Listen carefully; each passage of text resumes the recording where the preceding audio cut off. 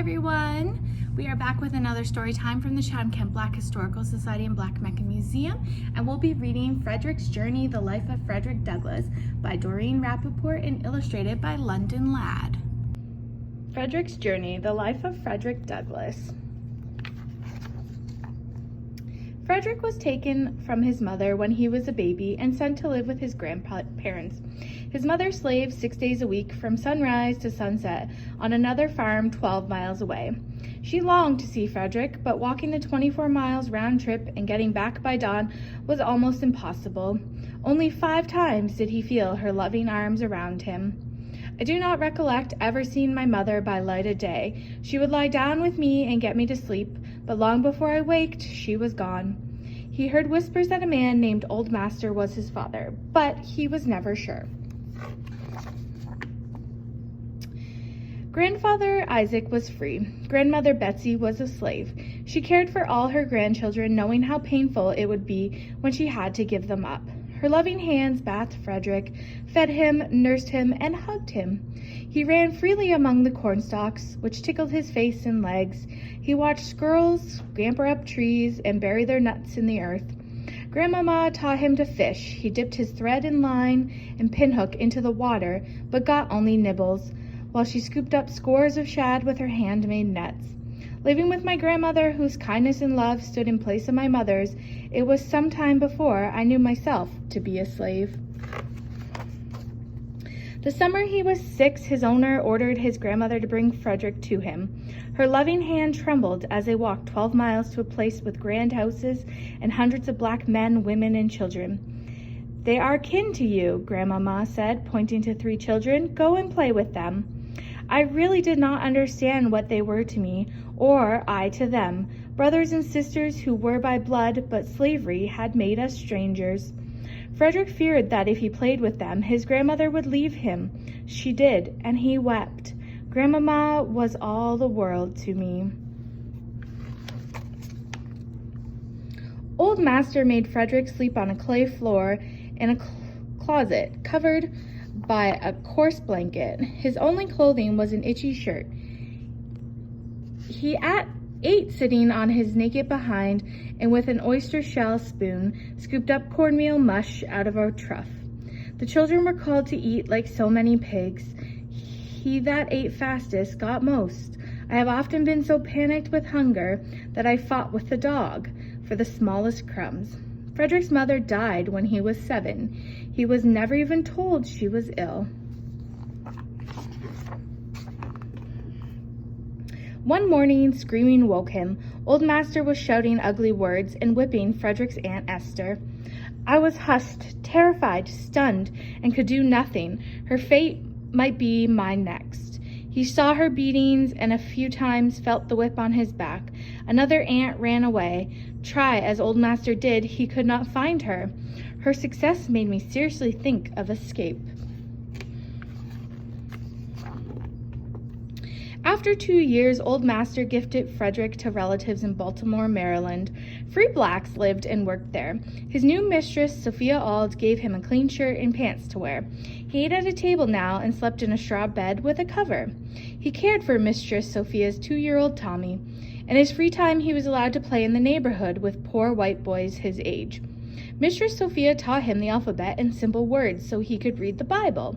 Her husband was furious, insisting that reading will forever unfit him for the duties of a slave. She stopped teaching him. But Frederick sensed that words had power. While the family slept, he sneaked into the library and sounded out words in books. With his white playmates, he traded food for words in his copybook. For a single biscuit, my hungry little comrades would give me a lesson more valuable than bread. Day by day, month by month, year by year, harder and harder words. He could not stop, even though he risked whippings if found out.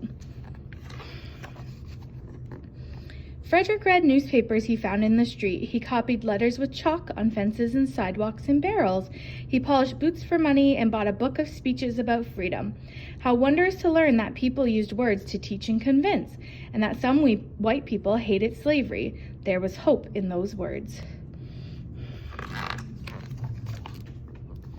6 years later, Frederick was returned to his old master, who died the following year. Frederick's new master found him too uppity for a slave. He had to be taught a lesson. He rented Frederick to a farmer who starved him, worked him, and whipped him until his spirit was broken, and he stopped dreaming of freedom. Then one day, Frederick fought back. He knew he might be killed for doing so. This battle was the turning point in my life as a slave. I was a man now. It inspired me with a renewed determination to be a free man. The farmer never touched him again.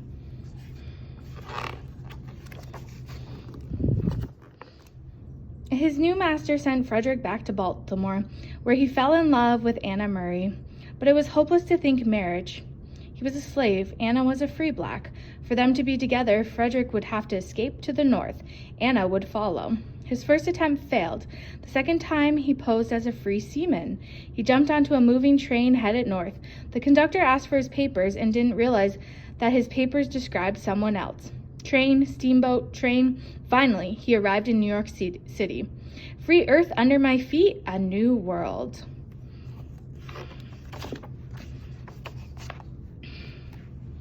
Frederick sent for Anna, and they married. They moved to New Bedford, Massachusetts. He took on a new last name, Douglas, to make it more difficult for his owner to track him down. Soon he was lecturing in states as far as Indiana and Illinois. He spoke about his life as a slave and about prejudice in the North. I went in pursuit of a job of caulking, but such was the prejudice against color that white caulkers refused to work with me.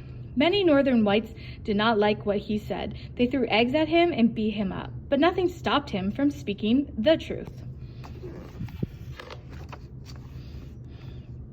Many white people did not believe that Frederick, who spoke so well, could have ever been a slave. He wanted people to believe him, so he wrote his autobiography. He did not shy away from naming his owner and describing the places where he'd live.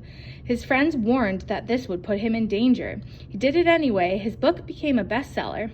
Now his owner knew where he was. Frederick unhappily left his family and went to Great Britain and Ireland, where slavery was outlawed. For the first time in his life, he felt truly free. I've spent some of the happiest moments of my life in this country. 2 years later, friends bought Frederick his freedom for $710.96. He returned home and started a newspaper named the North Star, because slaves followed that star to freedom. In articles and speeches, he insisted that all Americans should have equal rights. His words angered some people. I hold that women, as well as men, have the right to vote. What to the American slave is the 4th of July? This 4th of July is yours, not mine. You may rejoice, I must mourn. It was a crime to help runaway slaves. Frederick admired Harriet Tubman, a former slave who risked her life to lead others to freedom. He wrote her, "The midnight sky and the silent stars have been the witness of your devotion to freedom." Anna and Frederick defied the law too. They became conductors on the Underground Railroad and hid whoever knocked on their door.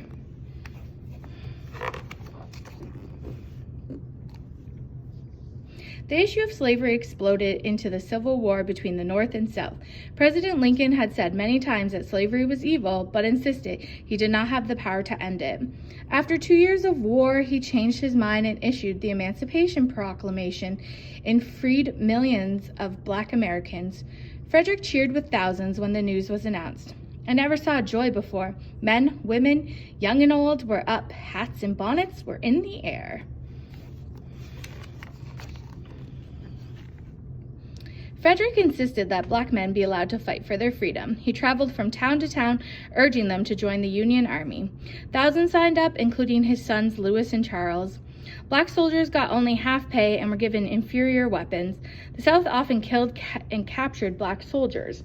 Douglas met with Lincoln and insisted that they be protected. He did not let me feel for a moment that there was any difference in the color of our skins. I am satisfied now that he is doing all that circumstances permit him to do.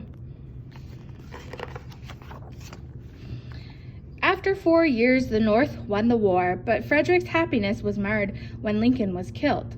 Slavery was now ended everywhere in the United States, But Frederick saw more work ahead. Slavery is not abolished until the black man has the ballot. The new president, Andrew Johnson, did not agree with Frederick, so Frederick took to the road again to convince others. It took 4 more years until the lawmakers agreed to give black men the vote. Douglass had traveled far from slave to free man, from illiterate to educated, from powerless to powerful. It had been a difficult journey.